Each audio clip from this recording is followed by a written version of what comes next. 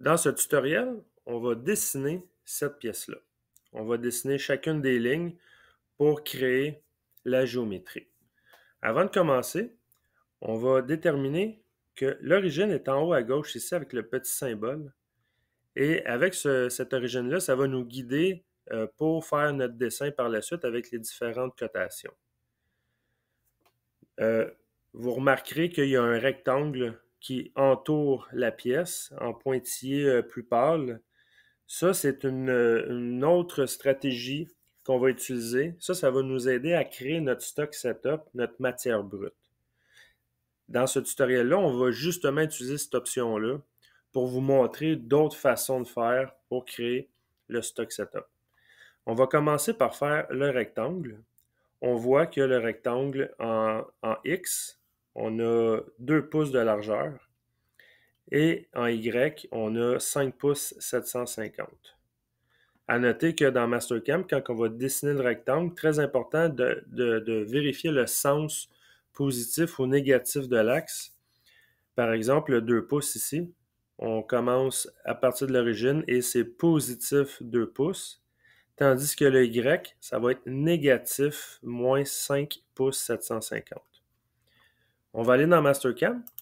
Vous allez ouvrir un nouveau projet, un nouveau fichier. Et on va commencer par aller dans la section Wireframe et Rectangle. On a ici le Width et le Height. Ça, c'est la largeur qu'on avait dit que c'était 2 pouces positif et la hauteur qui est de moins 5 pouces 750. Quand je vais faire Enter, on voit un aperçu de mon rectangle. Là, je peux dézoomer un peu. Vous voyez là, mon curseur est comme figé en haut à gauche de mon rectangle parce que ma coordonnée me donne ce genre de rectangle-là. Si j'avais écrit plutôt 5 pouces positifs, 5 pouces 750, là on voit que le curseur est rendu en bas à gauche. Mais moi, c'est pas ça que je veux. C'est de prendre en considération l'origine que j'avais sur mon plan et d'y aller dans le bon sens qui est à moins 5 pouces 750, comme ceci. Et on vient placer le coin. Hein, on nous dit en haut, là, Select a new position for the first point. First corner, excusez. On vient placer tout simplement le curseur à X, Y, 0, comme ça ici. Là, il y a comme une aimantation qui va se faire. On clique et on a notre rectangle de dessiné. On va faire le crochet vert pour accepter.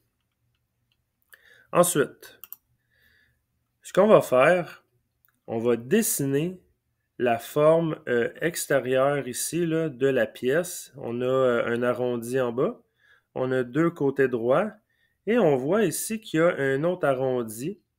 On va la dessiner au complet, puis ensuite, on va enlever des lignes qu'on n'aura pas de besoin. Mais on va commencer par faire cette forme-là ici à l'extérieur. Pour faire ça, c'est toujours dans l'option rectangle, mais on va cliquer sur la flèche à côté de rectangle et on va choisir Rectangular Shapes.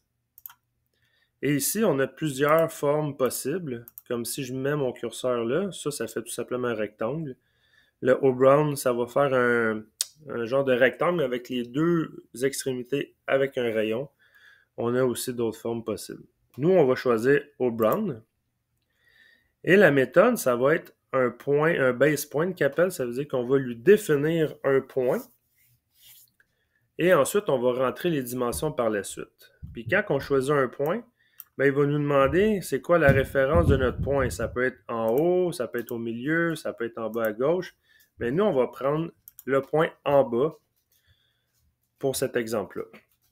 Et là, ce qu'il nous demande de faire, c'est de sélectionner le point de base qu'on va se fier, qu'on va créer finalement, pour ensuite lui dire les coordonnées et les dimensions de notre haineux.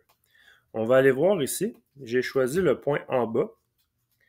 Je vais aller voir dans mon plan. Le point en bas, ça se trouve à être juste ici en bas.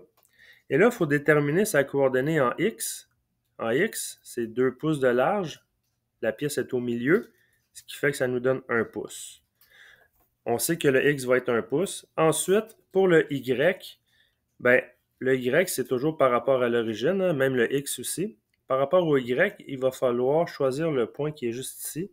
Si on fait 5 pouces 750, qui est en bas du rectangle, moins l'espace que j'ai ici, qui est de 250, ça va me donner 5 pouces et demi, mais en négatif. C'est ce qu'on va lui dire. Mon point de base, il se trouve à être, puis là on va écrire autocurseur fast point. On va lui dire, en X, c'est à 1 pouce, et en Y, je suis à moins 5 pouces et demi. Quand je vais faire Enter, on va voir, en bougeant la souris, on voit que la rainure, elle obtient différentes formes, mais on voit que le point de base, il est vraiment en bas ici. Puis c'est à partir de ce point-là qu'on va lui dire la largeur et la hauteur de notre rainure. La largeur ici, on va aller voir sur notre plan.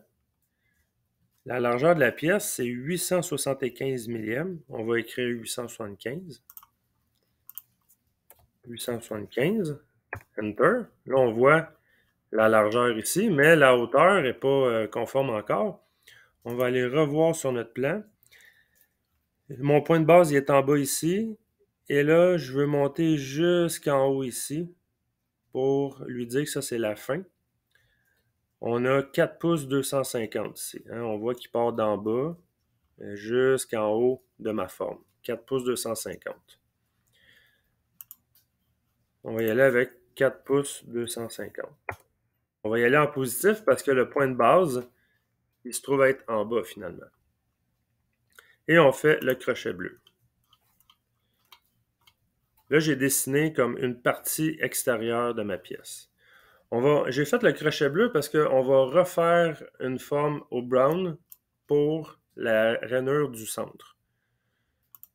Je vais retourner sur mon plan. Je vais dessiner cette rainure-là ici.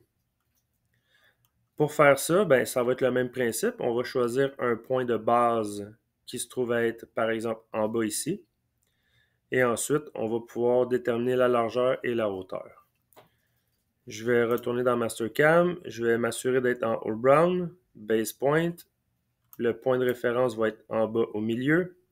Et il me demande de sélectionner un point de base. Je vais faire Auto Curseur Fast Point pour lui dire en coordonnées où se trouve ce point-là. Et là, on va y aller en X. Hein, je suis toujours au centre de ma pièce. Ça veut dire X 1 pouce. Et le Y, il va falloir faire juste un petit calcul. C'est qu'on a 5 pouces 750 de l'origine jusqu'en bas. On peut faire moins 250 qui est juste ici. Et on peut faire moins 1 pouce qui est juste ici. Ça va nous donner notre point de base qui se trouve être en bas. Et ça va nous donner 4 pouces et demi. En X, 1 pouce. Et en Y, il ne faut pas oublier, par rapport à l'origine, on est à moins 4 pouces et demi. On voit le point apparaître ici, le point de référence. Et à partir de là, on va déterminer la largeur. La largeur, c'est une largeur de 250 millièmes ici. Comme ça ici, il est écrit là. Et la hauteur, ça va être 2 pouces et demi. On va écrire 250 millièmes de large. Et la hauteur, ça va être 2 pouces et demi en positif, parce que c'est par rapport à mon point de base. Et un coup, c'est dessiné. Là, je fais le crochet vert. Et voilà le résultat pour le rectangle et les deux rectangles au brown.